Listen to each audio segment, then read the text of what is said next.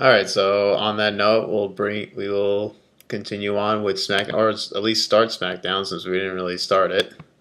The last thing you mentioned was Goldberg and Lesnar occurring at the Royal Rumble instead of Survivor Series.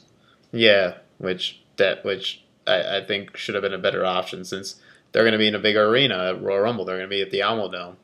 Yeah, that's what have all big four pay-per-views in a baseball stadium like a arena where it's 40 to 70,000 people. Mm-hmm. Yeah, I mean it's a bigger stage and it's a bigger match, so why not have it there instead of Survivor? But they're going to do it at Survivor Series anyways. Wait, it's now officially confirmed. I think so. I think they're definitely doing that for Survivor Series. Okay. Let's see what happens.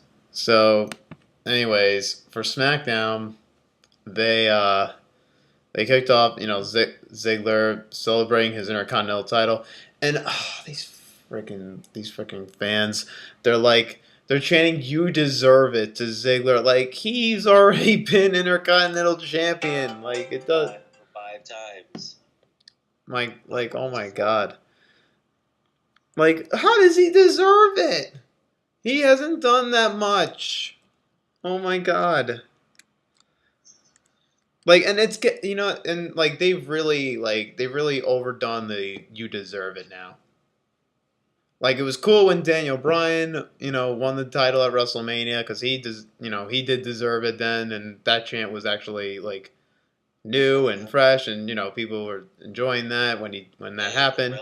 But now they're just doing it all the time. Whenever somebody new wins the world title, wins either the Universal or the WWE world title. Now it's just constant, and it's just ridiculous. And it got to the point where now they're doing it to Ziggler when he's already been Intercontinental Champion so many times. What do you think we're also supposed to say? Just cheer? Yeah, just cheer or whatever. I don't know. Or cheer or don't do anything. Well, at least they don't do that for Cena. Or Reigns. Oh, God, can you imagine when he wins that 16th world title, they chant, "You deserve it"? So, anyways, then Miz comes out, and this is like, as much as I give a lot of, shit towards Miz, and and how much I crap on the guy, he is good at promos, and he is good at entertaining, and he did bring up a valid point when he was like, he's like, I'm mourning the death of the Intercontinental Championship since it's now in the hands of Dolph Ziggler, because you know what? There'll probably be some truth to that with Ziggler being Intercontinental Champion. You say I'm mourning the death? Yeah, mourning the death of the Intercontinental Championship. Oh, mourning. Oh. Yeah, no, mourning, like you're mourning a loss. Oh. Like you're in mourning of a loss. Oh, is Miz wearing all black? I think him and Maurice were all in black and they all had sunglasses on. Anyways, Miz has the suicide. I say Suicide Squad again. At least they should be the Suicide Squad. The Spirit Squad comes out, and they challenge Ziggler to a handicap match, which it happens. And I think Ziggler won it, and then Miz comes out, and then Miz gets out of his chair next to the commentary table to beat up Ziggler. Pretty much saying, hey, you know what, I'm not done with you yet. Which, oh god, like how wasn't this whole match between Ziggler and Miz supposed to be the culmination? It's supposed to end the rivalry, and they're just gonna continue it. If they are, then that is bad. Like, wasn't the point of No Mercy to end it, whether Ziggler was gonna lose his career or not? I don't know. I don't know what's happening. Like, either way, this ends kind of thing, but they're still going to continue it because of the whole, oh, well, he has my rematch. That's the whole problem, too, with the whole, like, champion has to get a rematch as a mandatory rematch. Because, like, when you end a rivalry with, like, championship, or they just could have been, like, since Ziggler, if he loses his career, if he loses career. If Miz loses the Intercontinental title, he can't get a rematch. They should have done that. He can't get a mandatory rematch. Yeah, pretty much. I think they should have done that just to end that rivalry. But no, Yeah. they got to continue it. Dolph Ziggler versus The Miz, it isn't just a rivalry. No, no, no, no, no. Not again. So then Shane and Daniel Bryan throw out a challenge to Raw to challenge Team Raw versus Team SmackDown Survivor Series, elimination tag at Survivor Series. One for just, one-on-one people, just for like singles people teaming Raw versus SmackDown, the women's Raw and SmackDown Survivor Series team match, and the tag team Raw and SmackDown. So, I mean, this is kind of the problem too because that means there aren't going to be that much title defenses at Survivor Series.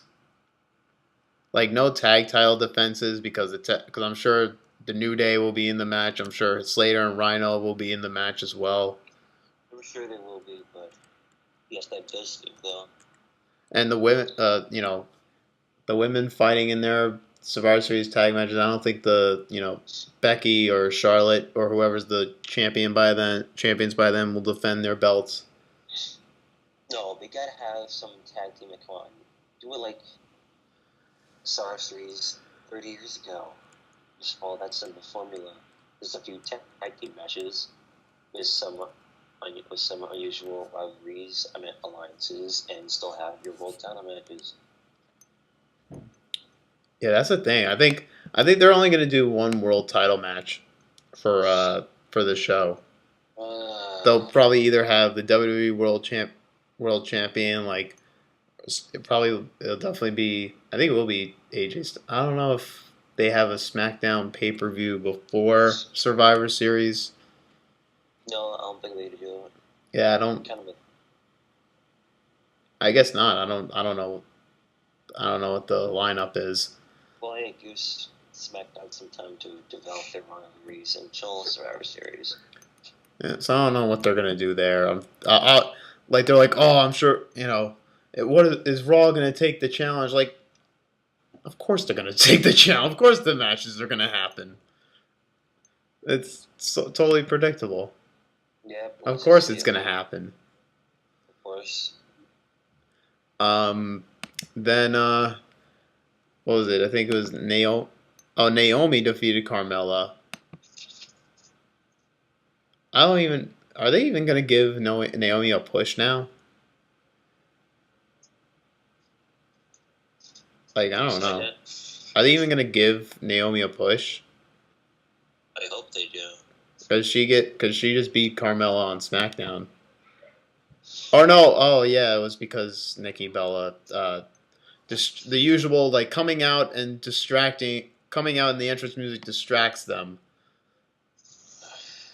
And roll up win 1 2 3. Just the typical like match distraction win roll up win is ugh. Hey, Marshall, you watched that one video from What Culture about 10 things of wrestling that you had to get through in order to enjoy it?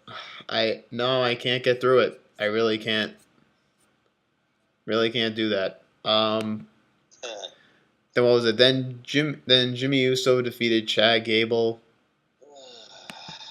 Guess that kind of was what it was. Not much to say there. Oh yeah. Then we. Oh boy. Oh boy. So we get AJ Styles celebrating his second title defense win. His match at No Mercy, his win. And then he's like, well, now on to other opponents. So bring out my new opponent or my next person I'm defending the title against. Then Ambrose comes down. I'm like, oh God, are they gonna stick with Ambrose still? No, please don't. Please. I guess they have to because they don't have anybody else that could compete with AJ now. They don't have Randy they Orton. Orton's rivaling with Wyatt. He lost to him. Okay, but as we saw on SmackDown, he's still rivaling with him, and he Uh, lost. And him losing that doesn't mean he can get a title shot. He lost. What makes him worthy of a title shot? Him being Randy Orton, since he's almost in the same type of position with Cena when it comes to that power. That's kind of still not fair, though. That's kind of still BS, though, if they do that. So they had Ambrose come out. So apparently they're continuing the Styles Ambrose. Apparently they're keeping Ambrose in the WWE title picture. And his Oh title's god. supposed to be out for a few months, Apparently that rumor's false. but not for Cena. Well, no, yeah, no, I guess that's true because Cena wasn't on SmackDown. This wasn't on this show. So he comes out. Um, and then what was it? He was talking trash to Styles. I forgot what he said. He probably said something along the lines of him wanting to get another shot at WWE World Title. And then Styles brings out his next opponent, which is, oh boy, James Ellsworth. And James Ellsworth gets the win. Well, with Ambrose being the guest referee and costing and like, I don't know how to feel about this. Like, you mean to tell me? I mean, people are freaking out over like, oh, what? How is AJ Styles like?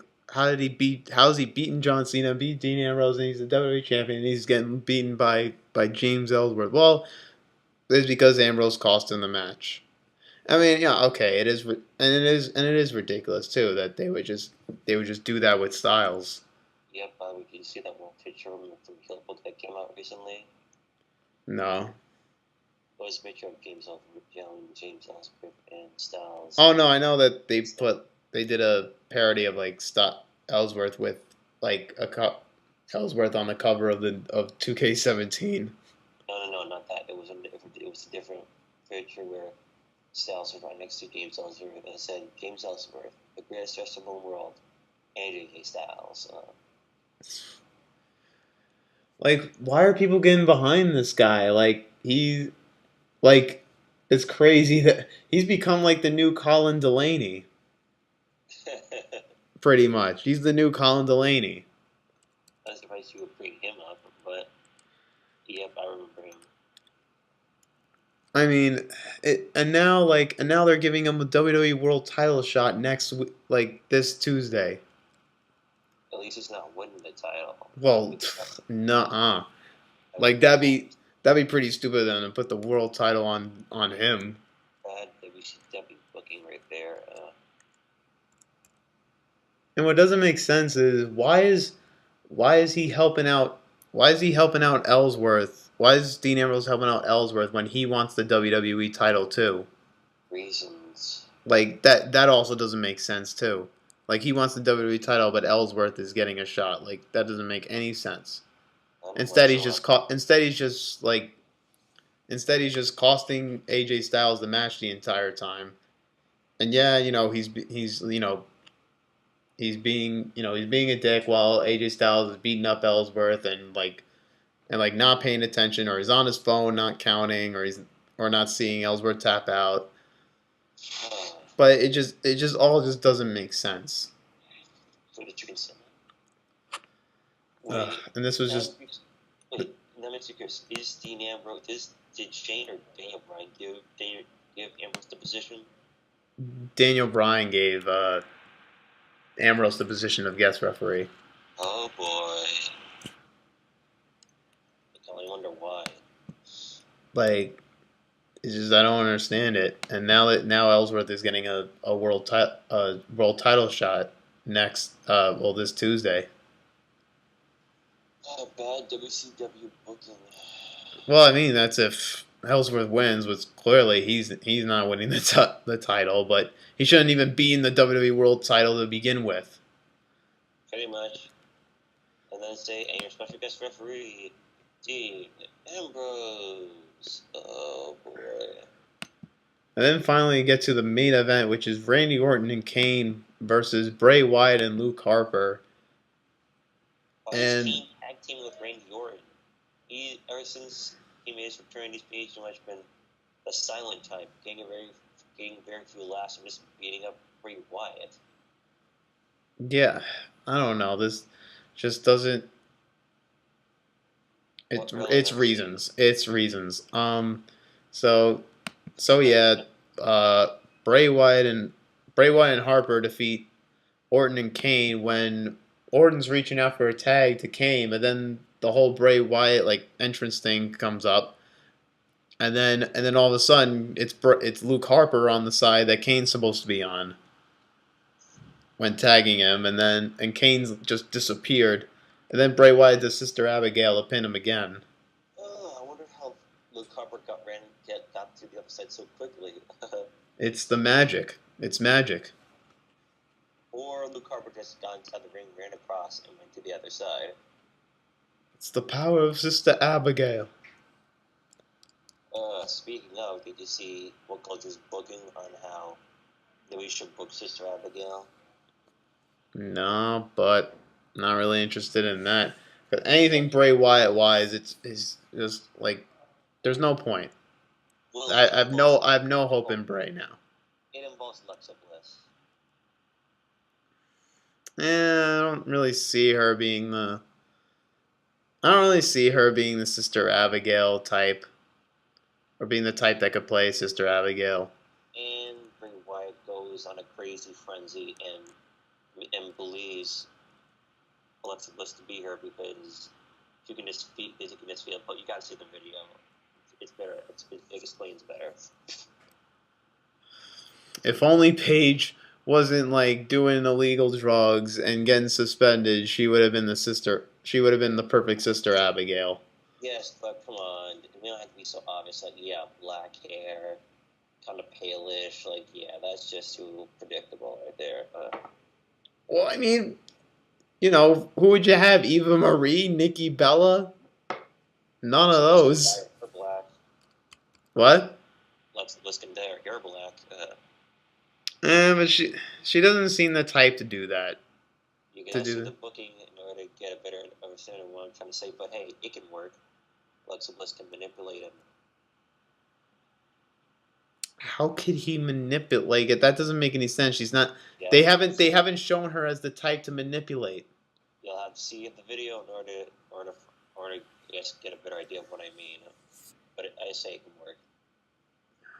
I don't know. It doesn't even look like they're introducing a Sister Abigail anytime soon.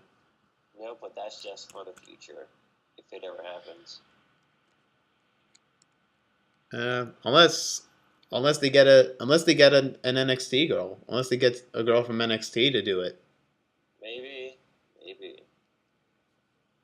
Unless it's not a girl, just that's already on the main roster. Maybe it's a girl that's in development in NXT. And what if Sister Abigail is actually hiding under her cloak, and has a hoodie, and you don't actually see her face? Then suddenly, boom, the big reveal, it's actually blue pants. No, that's stupid too. It's me, Bray Wyatt. It's me, Wyatt. Oh, son of a bitch. Oh, God.